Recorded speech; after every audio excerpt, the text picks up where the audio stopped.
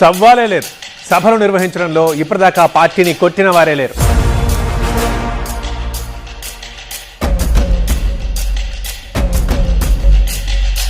ఆవిర్భావం నుంచి ఉద్యమం దాకా, ఉద్యమం నుంచి అధికారం దాకా భారీ బహిరంగ సభల్ని సక్సెస్ చేయడంలో అసలు కారు పార్టీ ట్రాక్ రికార్డ్ వేరే లెవెల్.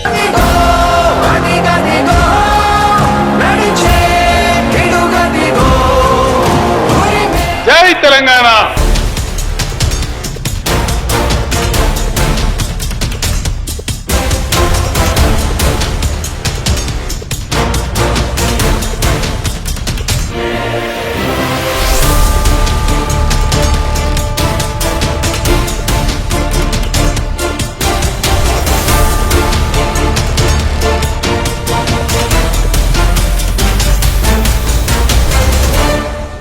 తెలంగాణ అంటే కేసీఆర్ కు ముందు, కేసీఆర్ తర్వాత. ఉద్యమం అంటే టీఆర్ఎస్ కు ముందు, టీఆర్ఎస్ తర్వాత. ఉద్యమాన్ని నిర్మించి, తెలంగాణను ఉరికించి, ఉద్యమాన్ని ఊగించి, రాష్ట్ర ఏర్పాటుతో విజయ తీరాలకు చేర్చి 10 ఏళ్లలో రాష్ట్రాన్ని పునర్నిర్మించిన టీఆర్ఎస్, బీఆర్ఎస్ అవతరించి ప్రస్తుతం రజతోత్సవ ఉత్సవాలకు సిద్ధమవుతోంది. 25 ఏళ్లలో ఎన్నో ఆటుపోట్లు, వ్యూహాలు, విజయాలు, అపజయాలు ఎదుర్కొంది. గులాబీ రంగును తెలంగాణకు మారుపేరుగా మార్చిన టీఆర్ఎస్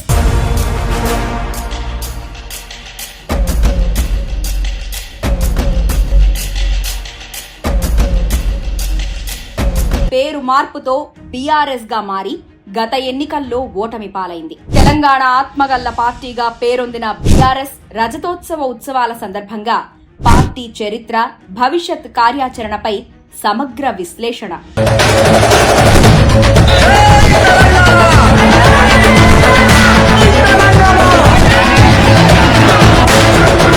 తెలంగాణ రాష్ట్ర సాధనే ఏకైక లక్ష్యంగా ఏర్పాటైన పార్టీ తెలంగాణ రాష్ట్ర సమితి. 2.5 దశాబ్దాల కింద ఏప్రిల్ 27న ఏర్పాటైన తెలంగాణ రాష్ట్ర సమితి ప్రస్థానంలో ఎన్నో ఆటుపోట్లు ఎదుర్కొంది. భారతదేశ రాజకీయ పార్టీల చరిత్రలో విలక్షణ స్థానాన్ని లిఖించుకుంది. రాష్ట్రాన్ని సాధించిన టీఆర్ఎస్ ప్రస్తుతం బీఆర్ఎస్ గా రజతోత్సవాలు జరుపుకుంటోంది. తెలంగాణ అనే పదాన్నే నిషేధించిన ఆంధ్ర ప్రాంత ముఖ్యమంత్రుల పాలనలో పురుడు పోసుకున్న తెలంగాణ రాష్ట్ర సమితి ఎన్నో ప్రతికూలతల మధ్య తన ప్రయాణాన్ని ప్రారంభించి 14 ఏళ్లకు గమ్యాన్ని ముద్దాడింది. 1969, 1972, 1999 ఇలా తెలంగాణ ఉద్యమం ఎగసిపడినప్పుడల్లా దాన్ని స్వార్థానికి వాడుకున్న వాళ్లు, దాన్ని తొక్కేసిన వాళ్లు ఉన్న ఆంధ్రప్రదేశ్ రాజకీయాల్లో కేసీఆర్ మొదలుపెట్టిన ఉద్యమం అప్పటి వరకు ఎవ్వరూ చూడనిది. ఆయన వ్యూహాలు ఎవ్వరికీ అందనివి. అప్పటికే అధికారంలో ఉన్న తెలుగుదేశం పార్టీ నుంచి బయటకు వచ్చి డిప్యూటీ స్పీకర్, ఎమ్మెల్యే పదవుల్ని తృణప్రాయంగా వదిలి తెలంగాణ రాష్ట్ర సాధనే ధ్యేయంగా బయలుదేరారు కేసీఆర్.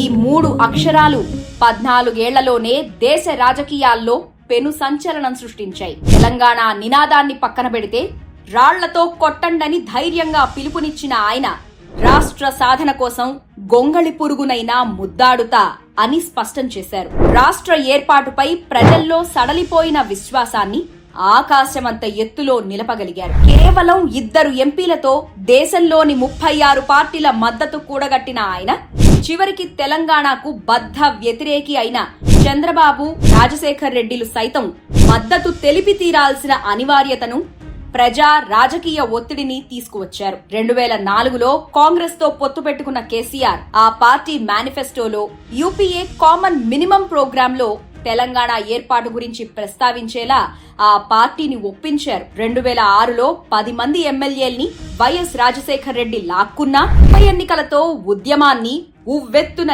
ఎగసిపడేలా చేశారు. తన జీవితకాలం తెలంగాణ ప్రాంతంపై ద్వేషాన్ని నింపుకుని ప్రతి సందర్భంలో తెలంగాణకు అన్యాయం చేసేలా వ్యవహరించే చంద్రబాబుతో పొత్తు పెట్టుకుని తెలంగాణకు ఒప్పుకునేలా రాజకీయ అనివార్యతను సృష్టించింది టీఆర్ఎస్. పార్లమెంటరీ ప్రక్రియ ద్వారానే తెలంగాణ రాష్ట్ర ఏర్పాటు సాధ్యమని నమ్మిన కేసీఆర్ ఎక్కడా హింసకు తావు లేకుండా ఉద్యమాన్ని నడిపించారు. ఢిల్లీలో, గల్లీలో తెలంగాణ ప్రస్తావన లేకుండా ఏ పార్టీ రాజకీయాలు నడిపించలేని పరిస్థితుల్ని సృష్టించారు. 2009లో ఉద్యమాన్ని పతాక స్థాయికి తీసుకువెళ్లిన కేసీఆర్ और एक धक्का తెలంగాణ పక్కా నినాదంతో ప్రాణ త్యాగానికి సైతం సిద్ధపడ్డారు.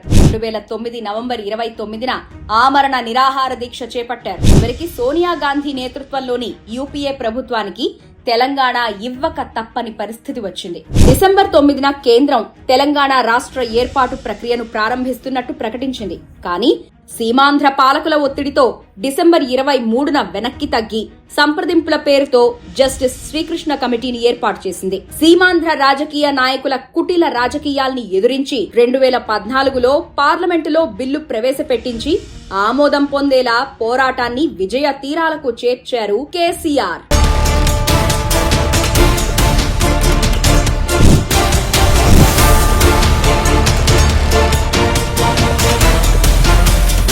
ఉద్యమాన్ని అణిచివేసేలా సమైక్య పాలకులు ప్రయత్నించిన ప్రతిసారి సరికొత్త వ్యూహాలతో మిలియన్ మార్చ్, వంట వార్పు, సాగరహారం, భారీ బహిరంగ సభలు ఇలా ప్రతి దశలోనూ తెలంగాణ రాష్ట్ర ఏర్పాటే లక్ష్యంగా ప్రజానీకాన్ని ముందుకు ఉరికించారు కేసీఆర్.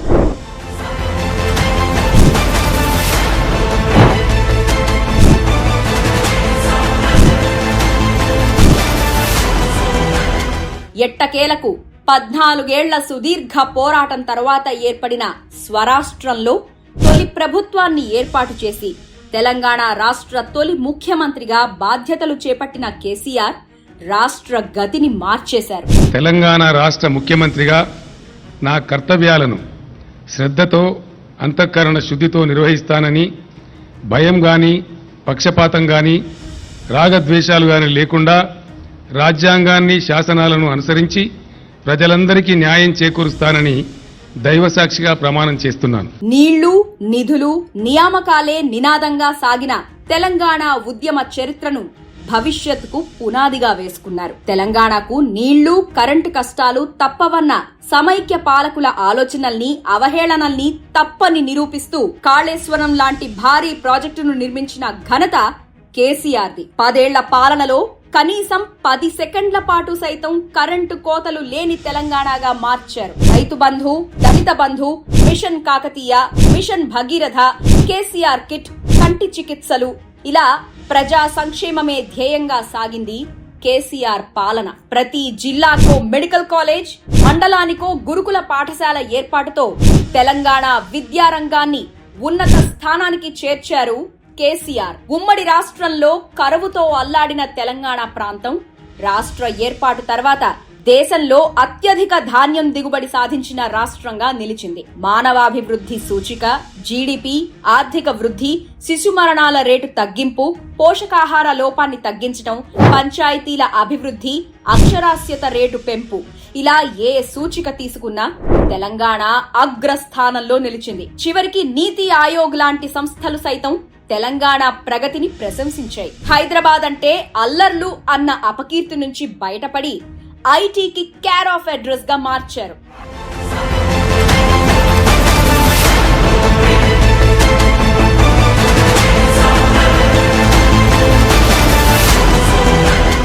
దశాబ్దం పాటు అధికారంలో ఉన్న టీఆర్ఎస్ రెండోసారి అధికారంలోకి వచ్చినప్పటి నుంచి కార్యకర్తలు, ప్రజలకు దూరమవటం మొదలుపెట్టింది. నోటిఫికేషన్లు విడుదల చేయటం, ఉద్యోగాలు భర్తీ చేయటంలో విఫలమైందన్న ప్రతిపక్షాల ఆరోపణల మధ్య విద్యార్థుల వ్యతిరేకతను ఎదుర్కొంది. సచివాలయానికి రాకుండా ప్రగతి భవన్ నుంచే పాలన చేస్తున్నారని విమర్శించిన కాంగ్రెస్ ను తిప్పికొట్టలేకపోయింది. ఉద్యమంలో కేసీఆర్ పక్కనున్న వాళ్లు అధికారం వచ్చాక దూరమయ్యారు. కవులు, కళాకారులు, విద్యావంతులు కేసీఆర్ ను వివిధ కారణాల్ని చూపించి వ్యతిరేకించడం మొదలుపెట్టారు. ఈ వ్యతిరేకతను ఆపటానికి కేసీఆర్ కానీ టీఆర్ఎస్ కానీ ఎలాంటి ప్రయత్నం చేయలేదనే చెప్పాలి. తెలంగాణ జేఏసీ అధ్యక్షుడు కోదండరాం లాంటి వాళ్లు సైతం కేసీఆర్ పాలనా శైలిపై తీవ్ర విమర్శలు చేశారు. కాళేశ్వరం ప్రాజెక్టులో భారీ అవినీతి జరిగిందన్న కాంగ్రెస్ ఆరోపణల్ని ప్రజలు సైతం ఆమోదించే స్థాయికి చేర్చారు. రేవంత్ రెడ్డి లాంటి అప్పటి ప్రతిపక్ష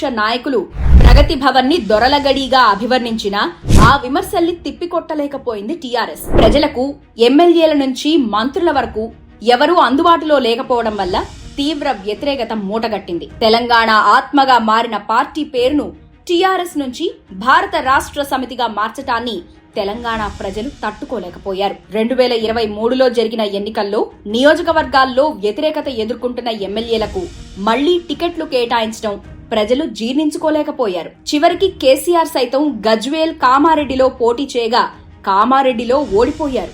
సగానికి పైగా మంత్రులు ఆయా నియోజకవర్గాల్లో ఓటమి పాలయ్యారు. చాలా చోట్ల ఆ పార్టీ అభ్యర్థులు డిపాజిట్లు కోల్పోయారు. మరికొన్ని చోట్ల 3వ స్థానానికి పరిమితమయ్యారు. కాంగ్రెస్ పార్టీ ఇచ్చిన అలవికాని హామీల్ని నమ్మిన ప్రజలు ఆ పార్టీకి అధికారం ఇచ్చారు. దక్షిణాదిలో తొలిసారిగా 3వసారి ముఖ్యమంత్రి అయ్యే అవకాశాన్ని కోల్పోయిన కేసీఆర్ బలమైన ప్రతిపక్ష నేతగా అసెంబ్లీలోకి అడుగుపెట్టారు.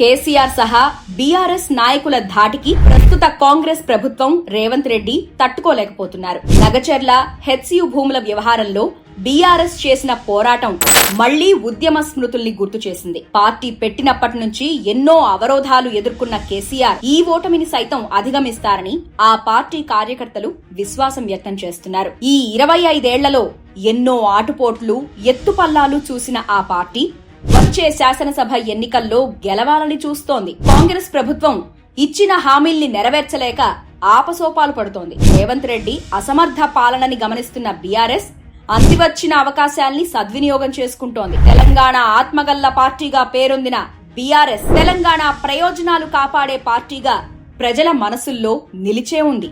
గతంలో జరిగిన తప్పిదాల్ని సరిదిద్దుకుంటే అవకాశం ఇచ్చేందుకు ప్రజలు సిద్ధంగా ఉన్నారు.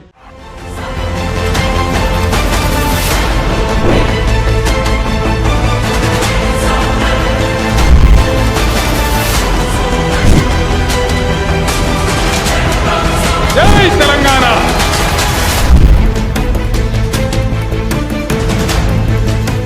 జై తెలంగాణ!